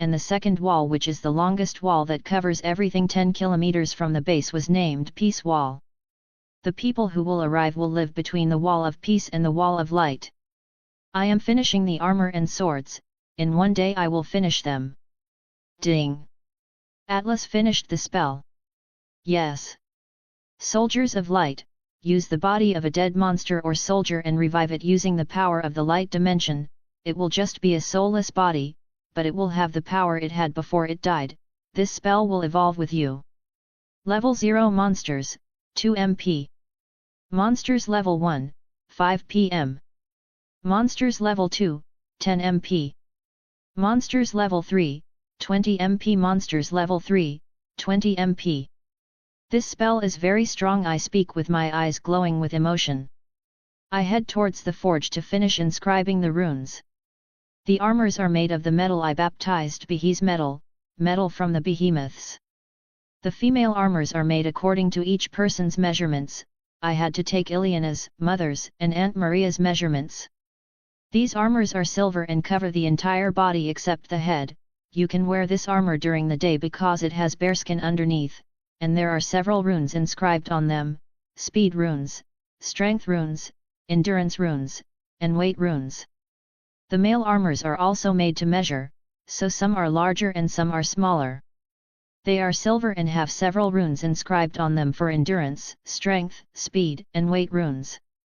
These are the new runes I discovered in a forgotten book in the library. The strength runes give plus 5 points in strength, speed runes give plus 5 points in speed, the weight rune decreases the weight of the armor weighs almost 2 tons, with the weight runes I got the armor to weigh 200 kilograms. I just did not make swords for me and Ileana. I already have my sword, and she already has her sword. The swords I made for my family are silver and even a little blue. The swords are 1.15 meters long and weigh 100 kilograms, they have endurance runes, sharpening, strength, and weight runes. I take all the armor and swords in my new space ring. The new space rings I made have 10 cubic meters. Leaving the forge, I hear an explosion outside the base and run to it. Arriving there, I see Sophie and Ileana on the ground and realize that they have awakened. I jump into the crater and catch them with telekinesis. I create with my new spell 2 beds and put them. The mother comes with Galadriel on her lap running to us. Son, are they okay? Yes, they just awakened the core. They wake up and ask where they are, and I explain that they have awakened the core and moved on to the black core. Sophie jumps for joy and starts screaming that she will never train the core technique again. She hated sitting still for hours. And I explained to her that if she wants to become strong, she has to train in the core technique. I look at Ileana and she's happy. She trained hard to advance in these months, and I ask Ileana to take Sophie to the shower. I open my wings and fly up to the sky, heading west, a place I haven't explored yet, passing the Wall of Peace in a few seconds and heading towards the forest. Atlas finds animals that will be useful as a soldier of the light. Scanning. Giant Wolf Level 1, 300. I go towards the giant wolves and see that they are not so nice. I take out my sword and start killing. I don't cut any body parts, I need them intact. After killing all the giant wolves, I put them together in order and start trying to transform them. With my current mana of 580 MP, I can transform 116 wolves into my soldiers. I place my hand on his head and say, "Arise." The giant wolf that used to be grey has now turned into a wolf made of light, 2 meters tall. The wolf looks at me and kneels in respect. He gets up and goes after me. I do this with all the giant wolves. Sometimes they work and other times they go wrong. Behind me there is a total of 110 wolves made of light. Remembering that a level 1 monster can kill up to 8 men of armor. I take from my ring a mana potion and recover all my mana in a few minutes, go towards the other bodies and say arise. My mana runs out and I quickly take another mana potion. I see 112 wolves going with the other wolves and speak again, arise. Again comes some more wolves and I sit down to rest. I start counting the total number of wolves and I currently have 282 wolves of light under my command. I open my wings and fly to the base. I pass through the west gate of the wall of peace and open it for the wolves to pass. I pass the command for them to go to the base. Arriving at the base, I quickly enter and call everyone to see the wolves arriving. Balin, why did you call us? Asked Ilyana. Wait and see. We wait a few minutes and they see 280 wolves passing by the wall of light. Wow, what's that? Sophie asked. An empire needs soldiers. Daddy, give me one please, Sophie said, grabbing my leg. No, you already have Fenrir, Skull, and Munin to play with. But they don't glow. That's no argument. They will be part of the soldiers who protected the peace walls. They will search and exterminate any animals or people who try to enter the walls. Chapter 38, New People. POV, Arthur. We finally arrived after 3 months of travel in Na Volantis. This city was founded 20 years ago by the Valyrians. Looking at the huge city, I can see malicious energy coming from the city center. Arriving at the port, I ask Arvid to chain the ship to the city port.